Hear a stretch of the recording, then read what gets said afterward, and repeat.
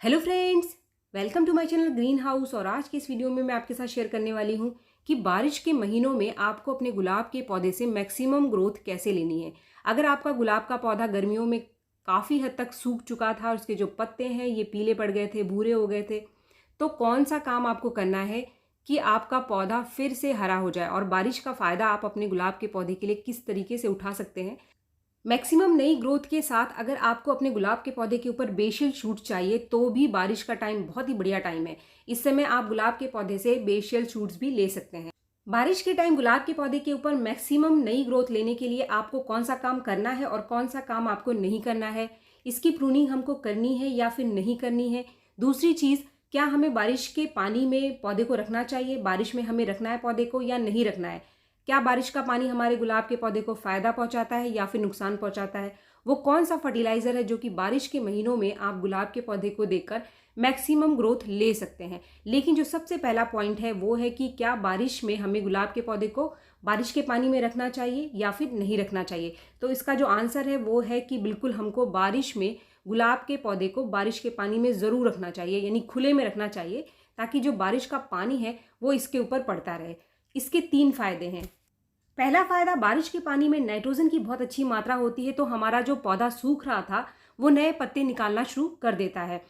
क्योंकि बारिश के पानी में बहुत अच्छी मात्रा नाइट्रोजन की पाई जाती है और पत्तों को निकालने के लिए, ब्रांचेस को निकालने के लिए नाइट्रोजन सबसे बढ़िया सोर्स है। अगर पौधे की मिट्टी में नाइट्रोजन की अच्छी मात्रा है तो आपका पौधा अपने आप से ही नई ब्रांचेस को निकालता रहेगा।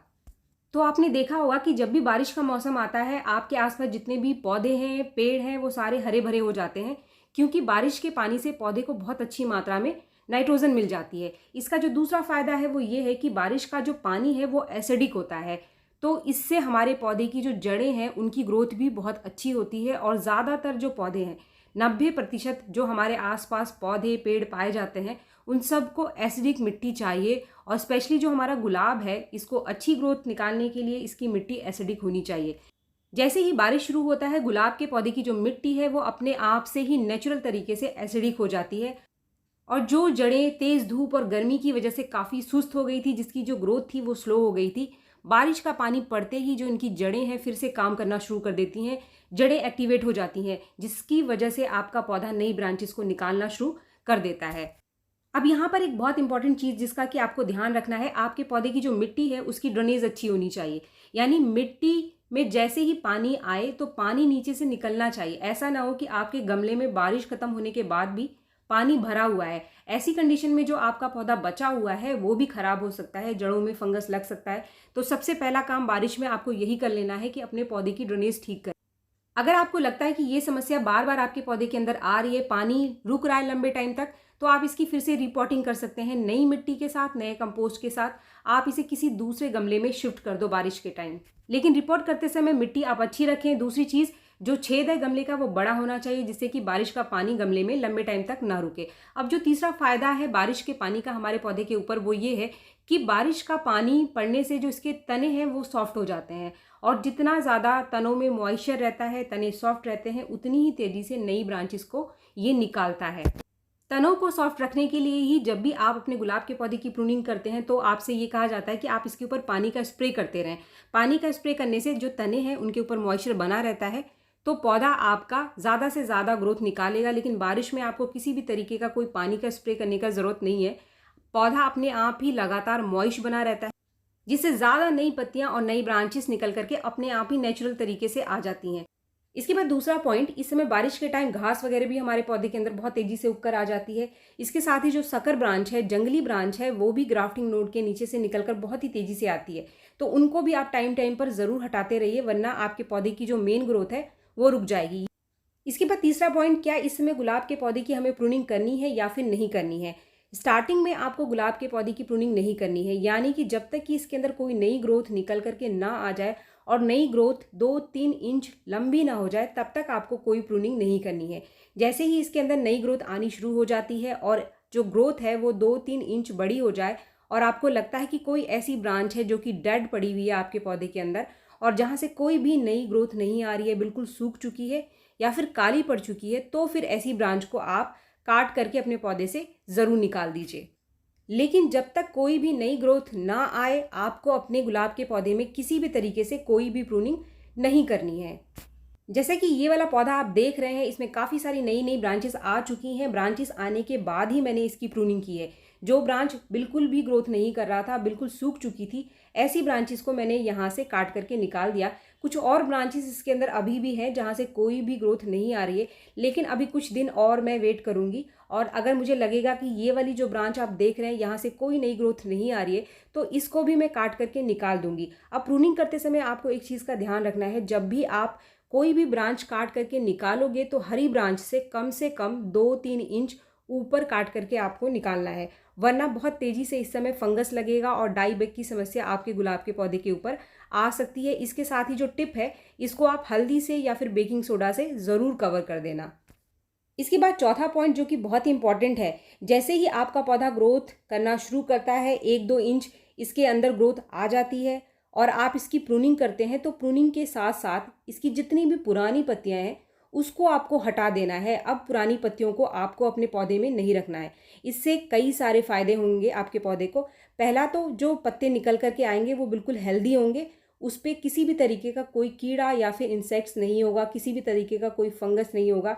जितने भी इंसेक्ट और कीड़े लगे होंगे वो सारे पुराने पत्तों पे लगे होंगे। तो जैसे ही आप इन पुराने पत्तों को हटाएंगे तो जो पहले के कीड़े और फंगस लगे हुए हैं, किसी भी तरीके से कोई बीमारी लगी हुई है आपके पौधे के पत्तों में, ये नेचुरल तरीके से हट जाएगी। तो जितनी भी पुरानी पत्तियां हैं आप उसको हटा देना, लेकिन ग्रोथ पहले निकल कर के आनी चाहिए। जैसे कि ये वाला पौधा आप देख रहे हैं, इसमें मैं आपको दिखा देती हूँ, इसमें काफ़ी सारी नई ग्रोथ आ चुकी है। तो अब टाइम है इसके ऊपर मुझे इसकी पुरानी पत्तियों को निकालने का। इसमें काफ़ी सारी पुरानी पत्तियां अभी भी पड़ी हुई हैं। तो जब आपका पौधा ऐसी कंडीशन में आ जाए कि उसके अंदर काफ़ी सारी नई ग्रोथ निकल करके आ जाए, तो इसकी पुरानी पत्तियां आप हटा दोगे, तो ये जो पुरानी सूखी भूरे रंग की जो पत्तियां हैं या फिर पीली पड़ चुकी पत्तियां हैं आपके पौधे में अभी भी लगी हुई हैं, चाहे वो थोड़ी थोड़ी हरी हैं, तब भी आपको इनको हटा देना है, क्योंकि ये आपके पौधे की एनर्जी को लेती रहेंगी। लेकिन जैसे ही आप इन पत्तों को हटाएंगे, आप देखेंगे कि आपके पौधे की जो ग्रोथ नई आ रही थी वो तेज़ी से और बढ़नी शुरू हो जाएगी। और अब आपके पास एक नया पौधा तैयार हो जाएगा जिसमें सारे के सारे नए पत्ते होंगे। एक भी बीमार पत्ता या फिर बीमार ब्रांच आपके पौधे के अंदर नहीं होगी। तो फ्रेंड्स, ये बहुत सही टाइम है आपके पौधे को नया बनाने का। इन सभी कामों को आप ज़रूर से कर लें। आपको लगता है कि फर्टिलाइज़र ही सबसे ज़्यादा इम्पॉर्टेंट है, पर फर्टिलाइज़र ही हमेशा सबसे ज़्यादा इम्पॉर्टेंट नहीं होता है। कुछ ज़रूरी काम सही टाइम पर करके आप अपने पौधे को फिर से नया बना सकते हैं। चाहे आप कितना भी अच्छा खाद डालो, अगर आपका पौधा हेल्दी होगा तभी वो खाद का फ़ायदा ले पाएगा। अब टाइम है फर्टिलाइज़र का, यानी खाद का। इसमें कौन सा वो खाद है जो दे करके आप अपने पौधे के ऊपर मैक्सिमम ग्रोथ ले सकते हैं। तो आज की इस वीडियो में मैं आपके साथ शेयर कर रही हूँ एक ऐसा नेचुरल फर्टिलाइज़र जो कि आपके पौधे की ग्रोथ को बढ़ाने में बहुत ज़्यादा मदद करेगा। एक ऐसा नेचुरल फर्टिलाइज़र जो आपके पौधे की मिट्टी में किसी भी तरीके का कीड़ा और फंगस लगने से भी मिट्टी को बचाएगा, क्योंकि बारिश में जो पानी है वो बहुत ज़्यादा रुकने की वजह से मिट्टी लगातार गीली रहती है। तो ऐसे में पौधे की जड़ों में फंगस और कीड़े भी लग जाते हैं। तो एक ऐसा फर्टिलाइज़र जो ग्रोथ को तो बढ़ाएगा, साथ में फंगस और कीड़ों को भी रोकेगा। वो फर्टिलाइज़र क्या है? इसको बनाने के लिए आपको सिर्फ 2 चीज़ें चाहिए जो कि आपको अपने घर में ही बड़ी आसानी से मिल जाएंगी। इसमें से जो पहली चीज़ है वो है प्याज का छिलका। और प्याज का सिर्फ आपको ऊपर का जो सूखा हुआ छिलका है उसी को लेना है। प्याज का इस्तेमाल हम इसलिए कर रहे हैं क्योंकि प्याज में बहुत अच्छी मात्रा में सल्फर पाया जाता है जो कि जड़ों की ग्रोथ को बढ़ा देगा। दूसरा, इसके अंदर बहुत ही अच्छी मात्रा में पोटाशियम पाया जाता है जो पौधे को स्ट्रेस से रोकेगा और फ्लावरिंग को बढ़ा देगा। ये लिया है तकरीबन 4-5 मैंने प्याज के छिलके। इसके साथ ही आपको लेना है एलोवेरा की एक छोटी सी पत्ती। एलोवेरा एक बहुत ही बढ़िया नेचुरल इंसेक्टिसाइड और फंगीसाइड का काम करता है। दूसरा इसका फ़ायदा है, ये बहुत ही बढ़िया रूटिंग हार्मोन का भी काम करता है। इसको इस्तेमाल करने के लिए आपको सबसे पहले इसको छोटे टुकड़े में काट लेना है और कुछ इस तरीके से आप कूट लो। आप चाहे तो छोटे टुकड़े में काट करके भी इसको भिगो सकते हैं, लेकिन अगर आप इस तरीके से इसको कूट लेंगे तो जो इसका असर है वो ज़्यादा मिलेगा हमारे पौधे को। इस फर्टिलाइज़र को बनाने के लिए इस कूटे हुए एलोवेरा की पत्तियों को आपको प्याज के छिलकों के साथ भिगो करके कम से कम 1 दिन के लिए रख देना है। फ्रेंड्स, ये जो दोनों चीज़ें मैंने यहाँ पर भिगोई हैं, इन दोनों का जो सीधा सीधा असर है आपके पौधे की जड़ों के ऊपर होगा। जड़ों की ग्रोथ बढ़ जाएगी। बारिश के पानी से हमारे पौधे को नाइट्रोजन तो मिल ही रहा था, लेकिन जैसे ही आप ये वाला फर्टिलाइज़र डालोगे तो जो जड़ें हैं वो और तेज़ी से ग्रोथ करना स्टार्ट कर देंगी। तो जैसे ही जड़ें तेज़ी से ग्रोथ करना स्टार्ट करती हैं, आपके पौधे की ग्रोथ और तेज़ी से बढ़ जाएगी। नए पत्ते और जो बेसल शूट्स हैं वो तेज़ी से निकल करके बारिश में आने शुरू हो जाए। फ्रेंड्स, इसको भिगो करके आपको कम से कम 1 दिन के लिए इसको ऐसे ही रख देना है। अगले दिन आपको कुछ इस तरीके का लिक्विड फर्टिलाइज़र मिलेगा, जिसका कि जो कलर है वो बिल्कुल बदल चुका है। ये जो लाल रंग का पानी आप देख रहे हैं, ये कमाल का लिक्विड फर्टिलाइज़र है आपके गुलाब के पौधे की ग्रोथ को बढ़ाने के लिए, मैक्सिमम नई ब्रांच लेने के लिए, मैक्सिमम नई ग्रोथ लेने के लिए। फ्रेंड्स, इसको छान कर ही आपको इस्तेमाल करना है, और छानने के बाद ये जो मटेरियल बच जाता है, यानी जो प्याज का छिलका और एलोवेरा का छिलका बच गया है, आप इसको अभी फेंकना मत, और 1 दिन के लिए आप इसके अंदर और पानी डाल करके रख दो, और अगले दिन इसका इस्तेमाल आप अपने किसी और पौधे में कर सकते हैं। छानने के बाद जो लिक्विड फर्टिलाइज़र हमारा बचता है, उसमें कम से कम 2 गुना और पानी मिला करके आपको इसको और पतला कर लेना है। इसके बाद इसका इस्तेमाल हमको हमारे पौधे के अंदर करना है। ये जो लिक्विड फर्टिलाइज़र है, इसको आप 15 दिन में एक बार अपने सभी गुलाब के पौधे में दे सकते हैं। ऐसे सभी गुलाब के पौधे जिनकी ग्रोथ रुकी हुई है, लेकिन आपका जो पौधा है वो अंदर से हरा है, यानी उसकी जो जड़ें हैं वो बिल्कुल ठीक ठाक है, और जो तने हैं वो हरे हैं, और ऐसे पौधे जिसके अंदर नई ग्रोथ आनी शुरू हो गई है। ये जो लिक्विड फर्टिलाइज़र है, इसके अंदर बहुत अच्छी मात्रा में पोटाशियम और फास्फोरस भी है। तो सिर्फ ग्रोथ ही नहीं, आपके पास जितनी भी नई ब्रांचेस निकल करके आएंगी आपके पौधे के ऊपर, उसके ऊपर आप देखेंगे कि कलियां भी बननी शुरू हो जाएंगी, यानी आपका पौधा बारिश में फ्लावरिंग भी बहुत बढ़िया करेगा। और हर नई ग्रोथ के साथ आपके गुलाब के पौधे के ऊपर कलियां बननी भी स्टार्ट हो जाएगी। तो फ्रेंड्स, जो भी मैंने केयर टिप्स आपको बताए, उसका आप ज़रूर ध्यान रखिए। वो सारे काम अपने गुलाब के पौधे के ऊपर आप करें, और इस लिक्विड फर्टिलाइज़र को आप 15 दिन में एक बार ज़रूर डालें। आपको बहुत अच्छी ग्रोथ और फ्लावरिंग मिलेगी। तो फ्रेंड्स, वीडियो अगर आपको पसंद आए तो एक लाइक ज़रूर करें, और मेरे चैनल को आपने अब तक सब्सक्राइब नहीं किया है तो मेरे चैनल को सब्सक्राइब भी ज़रूर कर लें। मिलते हैं मेरे नेक्स्ट वीडियो में, तब तक के लिए थैंक यू।